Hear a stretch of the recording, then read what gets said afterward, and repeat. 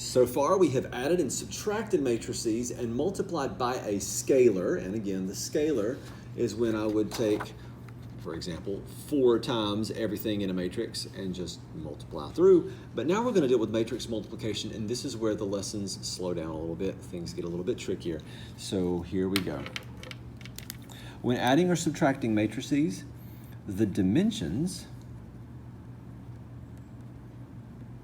must be the same.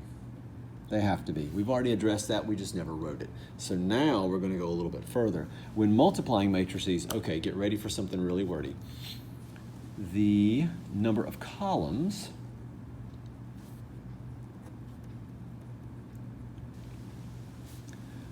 of the first matrix must equal the number of rows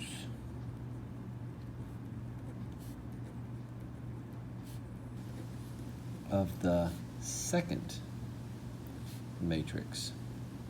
Wonder why.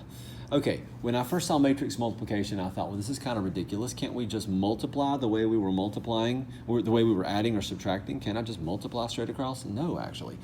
And the reason why is because of what the data represents, and you'll see what we mean as we go. In the meantime, let's jump in with this example. This matrix has 2 rows and 3 columns. This is a 2 by 3. This matrix has 3 rows and 1 column. It's a 3 by 1. The number of columns of the first matrix has to match the number of rows of the second matrix, and because they do, I can multiply these. If I did, and I'm not, but if I did, my final answer would be a 2 by 1, because those would go away, and you will see why in a few minutes. Let's move on. If I did this instead, notice that multiplication is not commutative. Commutative is when you can change the order.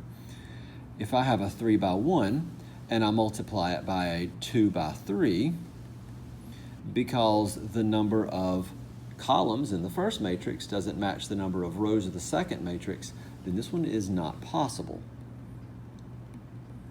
Okay, so far, all we've learned on this lesson is that we have to have matching numbers in the middle. Let's move on. What I think we should do first is determine the dimensions of each of these matrices, and that'll help us figure out if we can or cannot do what we're asked to do. So given the matrices below, determine that each of the operations are possible.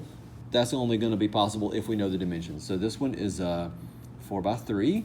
This one's a 1 by 2. This is a 3 by 1. This is a 2 by 4. This is a 2 by 2. And this is a 3 by 1. So random thought, I could add these if I wanted to because they're the same dimensions. Just saying. Multiplication? Nope, can't do it.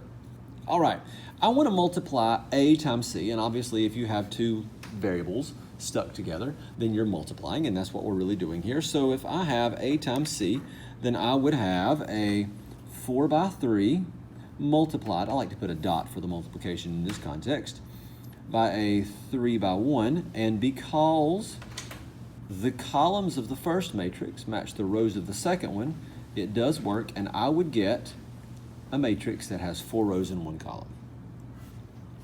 Let's do A times B, if possible. A times B, you can already see where this is going. I'd have a 4 by 3 times a 1 by 2, and those don't match up, so this is not possible. I'll just put NP. All right, feel free to move on ahead of me, but A times D, I'm going to start going a little bit faster. 4 by 3 times a 2 by 4, and because those numbers don't match up, not possible. Speeding up now. C times F, we've already talked about this actually. C times F is a 3 by 1 times a 3 by 1, and nope, not possible. C plus F, this is where things change. It's a 3 by 1 plus a 3 by 1, and this goes back to the very first sentence that you wrote on your notes. The dimensions must be the same if you're adding or subtracting, so this is possible and you'd get the same thing.